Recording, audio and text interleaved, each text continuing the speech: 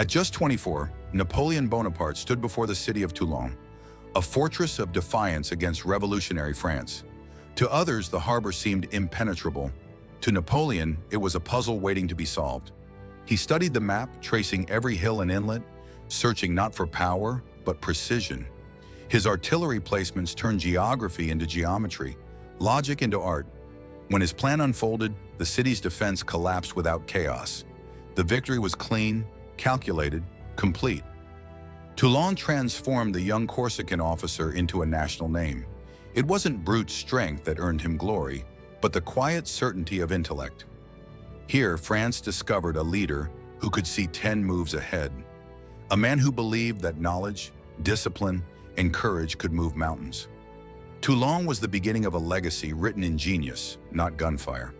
Italy was Napoleon's laboratory of strategy. At Rivoli, surrounded by towering hills and twisting valleys, he faced an army larger than his own. Yet he saw not numbers, but opportunity.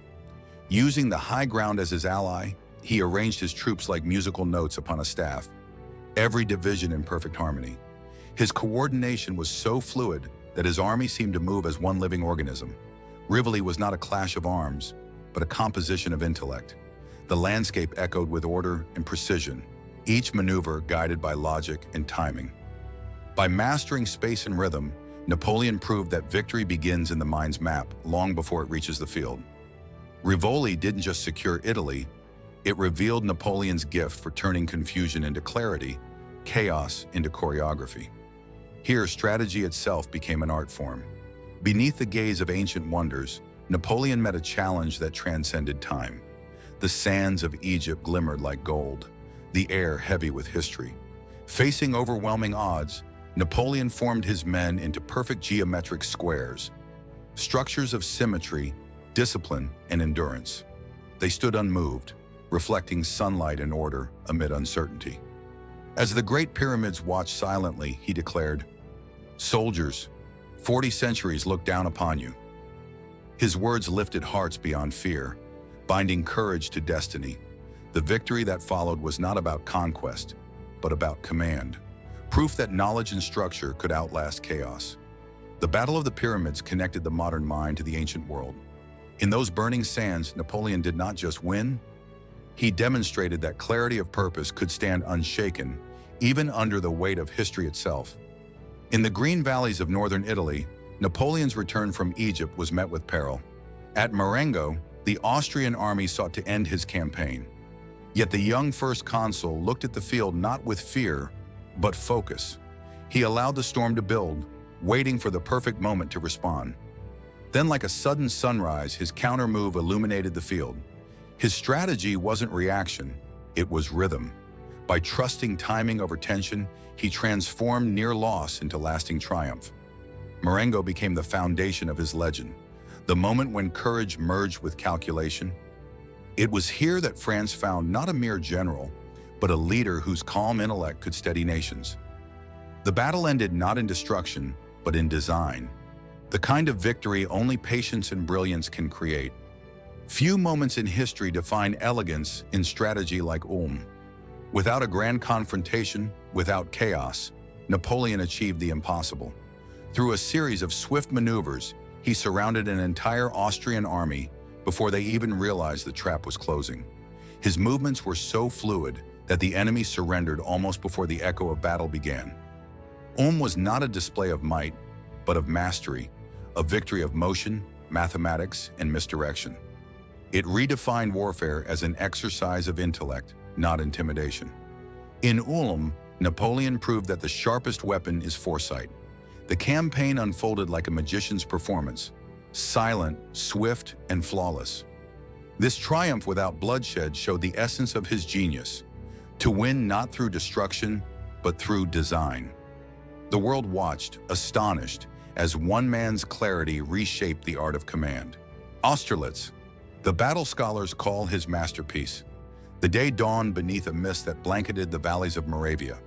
Napoleon deliberately appeared weak, inviting his enemies, the combined armies of Austria and Russia, to strike first. But every move they made was one he had already foreseen. As the fog lifted, the illusion shattered. His hidden formations rose like sunlight through clouds, revealing a symphony of precision.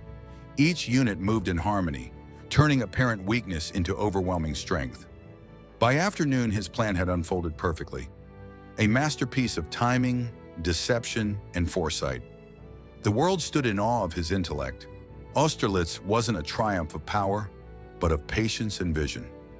It became the gold standard of strategy, the son of Austerlitz, forever symbolizing the brilliance of calm intellect in the face of overwhelming odds. When Napoleon faced the disciplined forces of Prussia, Europe expected a brutal confrontation. Instead, it witnessed innovation. His army moved in separate corps, each capable of fighting alone, yet united by invisible coordination. This new system, flexible, modern, revolutionary, overwhelmed the rigid structures of old. At Jena and Auerstedt, it wasn't force that triumphed, but fluidity. Napoleon had turned warfare into an orchestra of motion. Orders traveled faster, formations shifted smoother, and his men felt the pulse of unity. The old world watched in disbelief as traditional rigidity fell before living adaptability. Jena-Auerstedt proved that organization and communication could shape destiny as surely as courage.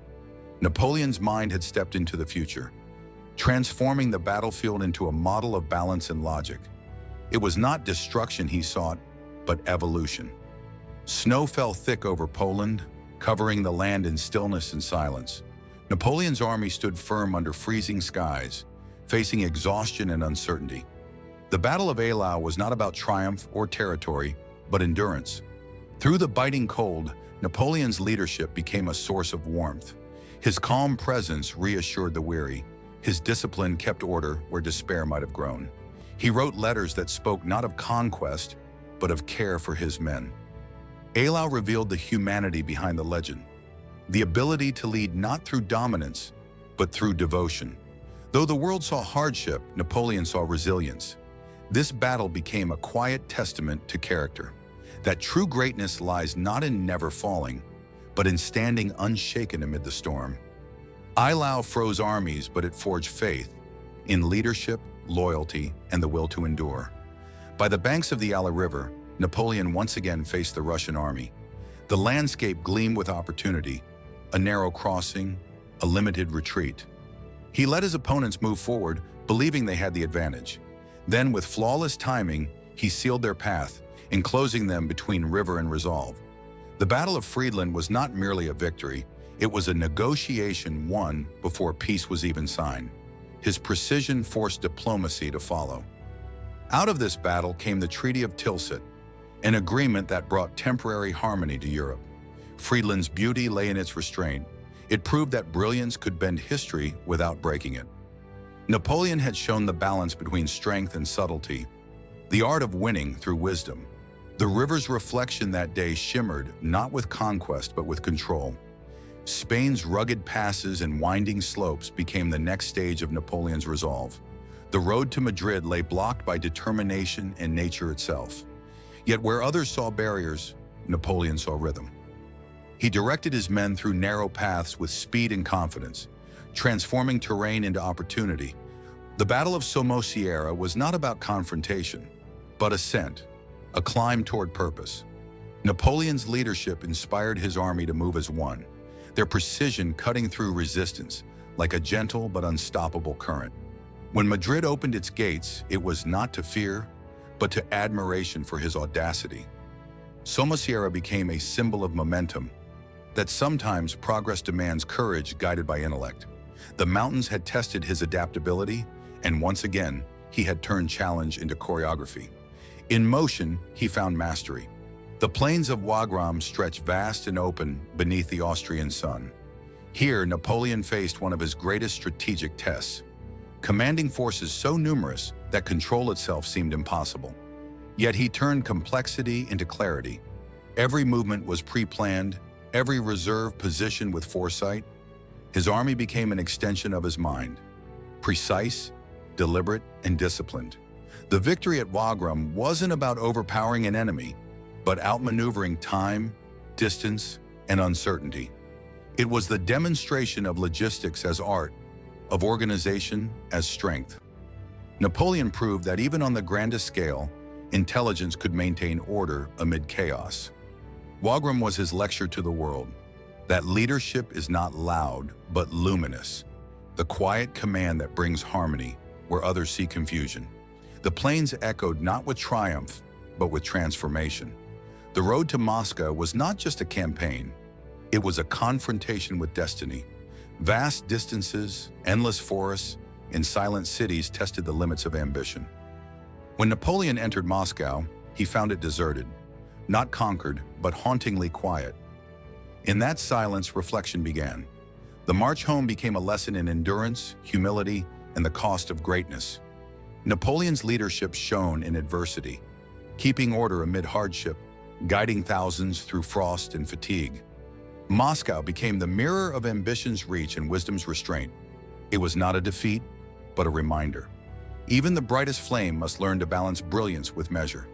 From the frozen streets of that ancient city, Napoleon emerged more human. A leader touched not by failure, but by understanding. At Leipzig, the Battle of Nations, Europe united to resist Napoleon's vision. Yet even surrounded by immense opposition, he remained composed, directing movements across rivers and bridges with extraordinary precision. His calm demeanor in adversity inspired those who followed him. Though the tides of fate began to turn, Napoleon's control never faltered. Leipzig was more than a struggle. It was a stage where dignity met difficulty. The battle revealed that leadership is not measured by success alone, but by the grace shown in challenge. Even as the empire began to wane, his discipline and focus reflected unshaken strength. The world watched as the man who had once reshaped continents faced adversity with quiet grandeur. In Leipzig, Napoleon's greatness evolved from genius to grace. Waterloo marked the end of Napoleon's campaigns, but not the end of his influence. Standing once more at the heart of Europe, he faced his destiny with poise and pride. The day's outcome mattered less than the legacy it sealed. Napoleon's ideas of merit, modern governance, and reform would outlast the guns of any age. His strategies are still studied. His name still sparks curiosity and respect. He showed that true power lies not in fear, but in foresight, not in conquest, but in creation. Napoleon Bonaparte's battles were not just moments of war, but lessons in will, intellect, and imagination. His empire may have faded, but his genius endures, reminding every dreamer that vision, when guided by wisdom, can shape the world itself.